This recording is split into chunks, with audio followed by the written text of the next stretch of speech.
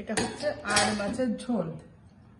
আড় মাছটা আমার খুব প্রিয় একটা মাছ। কালকে বাজারে যেয়ে দেখে আড় মাছ পাওয়া যাচ্ছে, কিন্তু বেশি বড়টা পাই নাই, ছোটটা। আড় মাছের ঝোল আর এটা মানকচু মুরগি দিয়ে রান্না, দুপুরের খাবার। আর এই গরম ভাত।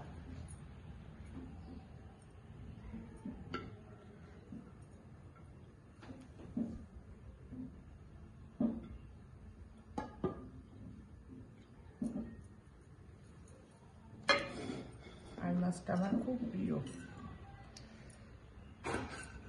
বড় দেখেই দুটো পিস নেব। আম্মু কাঁচামরিচ দিব।